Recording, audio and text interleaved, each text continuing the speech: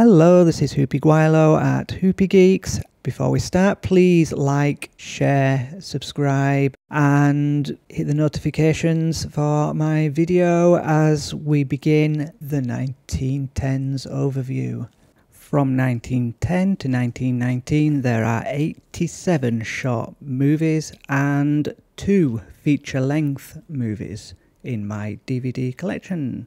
These 2 films were Tilly's Punctured Romance from 1914, which was a Max Sennett directed film starring Charlie Chaplin.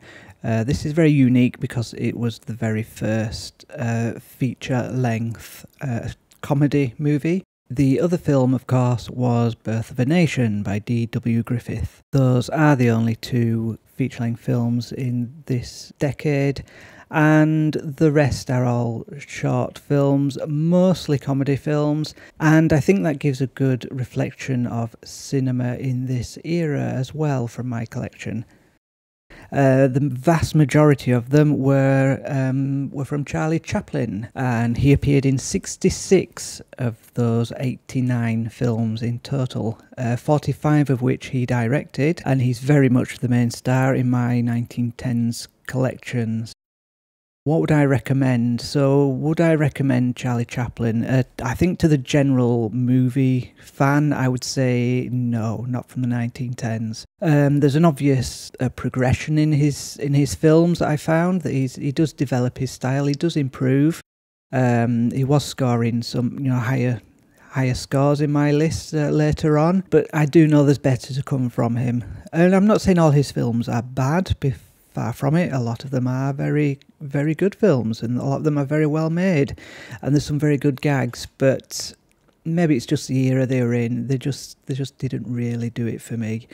I think out of my DVD collection, Blu-ray collection, if I were to recommend any to anybody as just getting started into Chaplin, I would probably not suggest going from the very beginning.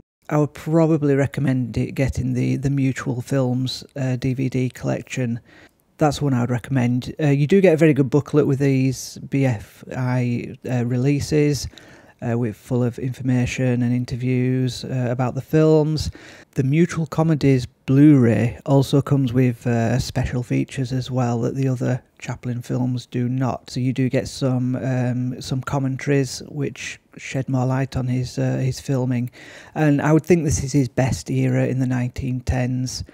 I wouldn't recommend Chaplin for just casual viewers. I would probably recommend is the Fatty Arbuckle, the Roscoe Arbuckle films. I liked his films. His comedies are mostly very good. In the shorts I have, he's certainly better than Chaplin, at least for the humour. Yeah, he was very popular in the 1910s.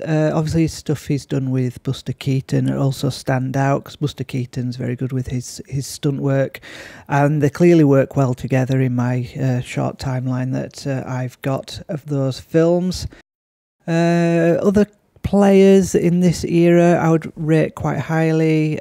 Mabel Normand, which is quite interesting for having a female director and actor from this era. Buster Keaton starts his career in the 1910s. There is more to come from Buster Keaton, of course.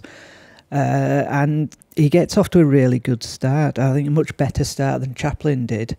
D.W. Griffith is another key player in this era. Very important in cinema history for developing new techniques in film. But obviously, Birth of a Nation, racist movie, so it's very good stuff from it, very bad stuff from that film. And that does reflect on D.W. Griffith himself. Films I would like to add to this era, I've only really got one there on my list, and that's Intolerance, which is by D.W. Griffith. But apparently he made this in response to the backlash to Birth of a Nation. What were the best films? So the best films were In the Border States, which was a short from 1910 by D.W. Griffith, and that was the highest rated in the entire 1910s. That rated a 7 out of 10. The next films all scored 6 out of 10. We had Mabel's Married Life, Laughing Gas, The Masquerader, The New Janitor, The Butcher Boy, The Hobo, Backstage and A Day's Pleasure. The Hobo, of course, is in my collection because it was the first Oliver Hardy film, and it was actually a Billy West film. Billy West was a Chaplin impersonator. So what films would I recommend? So I would recommend Birth of a Nation, not for its theme, not for the message it's trying to get across, absolutely not, but for the filming techniques. And I would recommend it purely for that. And that's for the movie buffs, really, just because there's an evolution in cinema history, and he did come up and help develop a lot of these techniques, and it was the longest film made at the time. So the next film I would recommend is Making a Living, and this one's only because it's Charlie Chaplin's first film. This is the first movie he ever made after leaving the theatre for Keystone, and for that reason I've recommended that one if you're interested in Chaplin. It's not a great film, but it is Chaplin's first film. My next one is Kid Auto Races at Venice, California, and this one I recommend because this is the first appearance of Chaplin's tramp character, and he's most famous for playing his tramp character, and as such this is why I recommend it. The next film I would recommend is Tilly's Punctured Romance. Again, this scored low on my score. This is important because this is the first feature-length comedy ever made, and that's why I would recommend it. And it suffers a lot from what modern-day comedies do, and it suffers because of its length. I think it was 85 minutes, and it still feels overlong. A lot of comedies struggle to keep the comedy for a long period of time, and I think that's why films like Airplane are still quite popular today, because it's only 1 hour 10, it's only about 70 minutes long is Airplane, but they have the gags, they keep it going and they stop. They don't stretch it out longer than it should do, and I find that many comedies suffer from just being overlong, and it doesn't keep the comedy up for the whole film. But I would still recommend it for it being the first feature-length comedy. And the next film, and the last film I would recommend, is The Butcher Boy, and this was Buster Keaton and Fatty Arbuckle's first film together, and it works really well. It already showcases Keaton's brilliant stunt work.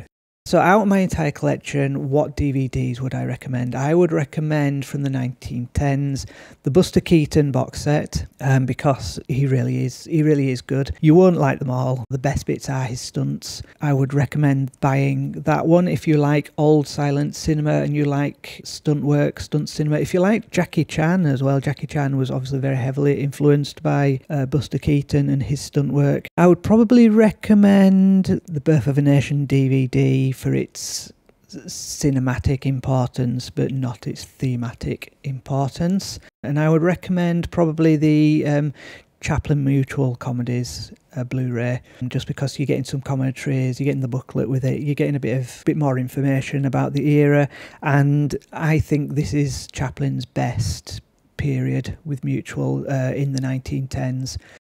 I would say the big star of this era is, for appearances, Charlie Chaplin. He appeared in the most films, but I think overall the most entertaining person in the entire 1910s in my list was Fatty Arbuckle. I'll probably recommend his films as a general sort of silent movie comedy era if you're interested in that. So yeah, something else I want to do is I'm going to rank the decades. I want to find out which decade is my favourite decade for movies. It's going to be no surprise, I don't think the 1910s is going to score highly.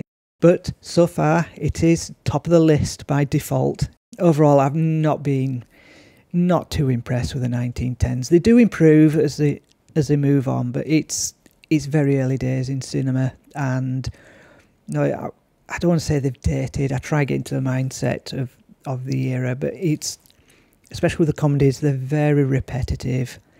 You know, it's very same old stuff. And so anyway, join me next week for the start of my movie and DVD collection in the 1920s, from 1920 to 1924. So I will say, as always, good morning, good afternoon, good evening, and good night, and I will leave you with Joy Gin.